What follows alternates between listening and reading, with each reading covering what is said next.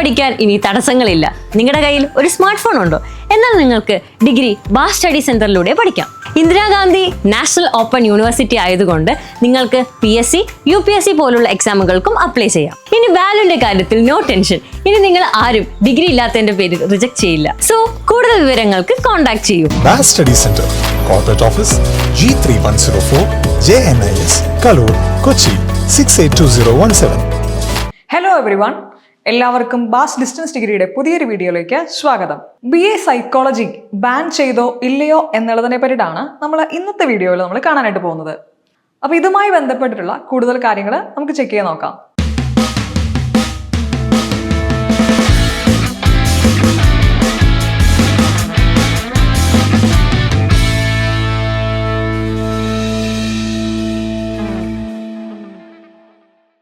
ശ്രീനാരായണ ഗുരു open യൂണിവേഴ്സിറ്റിയിൽ admission എടുക്കാൻ താല്പര്യമുള്ളവരെ താഴെ കാണുന്ന നമ്പറിൽ കോൺടാക്ട് ചെയ്യുക.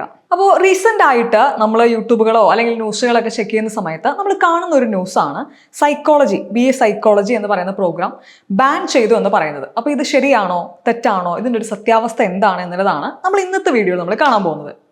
അപ്പോൾ ഡിസ്റ്റൻസ് എഡ്യൂക്കേഷനിലൂടെ BA സൈക്കോളജി പ്രൊവൈഡ് ചെയ്യുന്നത് UGC നിർത്തലാക്കിയിട്ടുണ്ട്. UGC അത് ബാൻ ചെയ്തിട്ടുണ്ട്. UGCയുടെ നിയമപ്രകാരം ഇപ്പോൾ ഡിസ്റ്റൻ്റ് ആയിട്ട് BA സൈക്കോളജി ചെയ്യുന്നത് ഓപ്പൺ യൂണിവേഴ്സിറ്റികളിൽ നിന്ന് ഡിസ്റ്റൻസ് എഡ്യൂക്കേഷനിലൂടെ പ്രൊവൈഡ് ചെയ്യുന്നത് നിർത്തലാക്കിയിട്ടുണ്ട്. ഏത് വർഷം തൊട്ടാണ് എന്ന് ചോദിച്ചിട്ടുണ്ടെങ്കിൽ ഈ 2025 to 2026 ഈ ഒരു അക്കാഡമിക് ഇയർ മുതലാണ് BA സൈക്കോളജി എന്ന് പറയുന്ന കോഴ്സ് ഡിസ്റ്റൻസ് യൂണിവേഴ്സിറ്റികളിൽ പ്രൊവൈഡ് ചെയ്യാൻ പറ്റില്ല എന്ന് പറയുന്ന ഒരു നിയമം UGC ഇറക്കിയിരിക്കുന്നത്. അപ്പം നിങ്ങൾക്ക് തോന്നാം എന്തുകൊണ്ടാണ് ഇങ്ങനൊരു നിയമം UGC കൊണ്ടുവരാൻ കാരണമെന്ന് തോന്നാം. കാരണം ഇപ്പോൾ നമ്മൾ ഒന്ന് ആലോചിച്ച് നോക്കിയേ, BA സൈക്കോളജി എന്ന് പറയുന്നത് ഒരു പ്രാക്ടിക്കൽ ലെവലുള്ള ഒരു കോഴ്സാണ്. അത് കഴിഞ്ഞ് ഇപ്പം ഈ ഒരു ഡിഗ്രിയൊക്കെ എടുത്തതിന് ശേഷം ആളുകൾ എവിടെയായിരിക്കും, സ്റ്റുഡൻസ് സാധാരണയായിട്ട് ജോലിക്ക് കയറുന്നത് ഹോസ്പിറ്റലുകളിൽ, അതുപോലെ ഇപ്പോൾ കൗൺസിലിംഗ് ഫീൽഡിൽ, അങ്ങനെയുള്ള ഫീൽഡുകളിലായിരിക്കും സാധാരണയായിട്ട് ജോലിക്ക് പോകുന്നത്. അപ്പോൾ ഡിസ്റ്റൻസ് ആയിട്ട് ചെയ്യുവാന്നുണ്ടെങ്കിൽ അവർക്ക് അതിനുള്ളൊരു പ്രാക്ടിക്കൽ നോളജ് കുറവായിരിക്കും. അതുകൊണ്ടാണ് UGC എന്ത് ചെയ്തിരിക്കുന്നത്, ഈ BA സൈക്കോളജി എന്ന് പറയുന്ന കോഴ്സ് ഡിസ്റ്റൻസ് ആയിട്ട് ചെയ്തിട്ടുണ്ടെങ്കിൽ വാല്യൂ ഉണ്ടായിരിക്കില്ല, മറിച്ച് അത് റെഗുലർ ആയിട്ടുള്ള കോളേജുകളിൽ പോയിട്ട് അല്ലെങ്കിൽ റെഗുലർ യൂണിവേഴ്സിറ്റികളിൽ പോയിട്ട് ആ ഒരു കോഴ്സ് ചെയ്യണം, ആ ഒരു പ്രോഗ്രാം ചെയ്യണം എന്ന് പറയുന്ന ഒരു നിയമം കൊണ്ടുവന്നിരിക്കുന്നത്. അപ്പോൾ നിങ്ങൾക്കൊരു സംശയം തോന്നാം, ഇത് ഇപ്പോൾ കറൻ്റ്ലി ചെയ്തുകൊണ്ടിരിക്കുന്ന ആളുകൾക്ക് എന്തെങ്കിലും ബുദ്ധിമുട്ടുണ്ടോ, എന്തെങ്കിലും സ്റ്റുഡൻസിന് എന്തെങ്കിലും ഒരു ഇമ്പാക്റ്റ് ഉണ്ടാകുമോ എന്നുള്ളൊരു സംശയം നിങ്ങൾക്ക് തോന്നാം. ഇപ്പം കറൻ്റ്ലി, അതായത് ഈ ഒരു 2025 to 2026 ഈ ഒരു അക്കാഡമിക് ഇയർ വരെ ഇതുവരെ അഡ്മിഷൻ എടുത്ത ആളുകൾക്ക് അവർ ഇമ്പാക്റ്റ് ചെയ്യുന്ന ഒരു കാര്യമല്ല ഇത്. അവരുടെ കോഴ്സ് ആ ഓൺഗോയിങ് ആയിട്ട് അങ്ങനെ പോയിക്കൊണ്ടിരിക്കും. ഇത് അവരെ യാതൊരു വിധത്തിലും ഇമ്പാക്റ്റ് ചെയ്യുന്നതല്ല.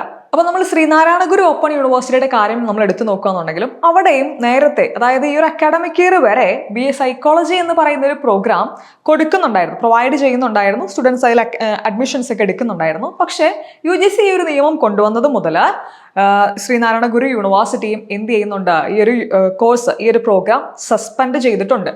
അപ്പോൾ ഇതിനെ പറ്റിയിട്ടുള്ള കൂടുതലായിട്ടുള്ള ഇൻഫോർമേഷൻസ് നമ്മുടെ ശ്രീനാരായണ ഗുരു ഓപ്പൺ യൂണിവേഴ്സിറ്റിയുടെ വെബ്സൈറ്റിൽ അവൈലബിൾ ആണ്. അപ്പോൾ എല്ലാവരും ചെക്ക് ചെയ്ത് നോക്കുക.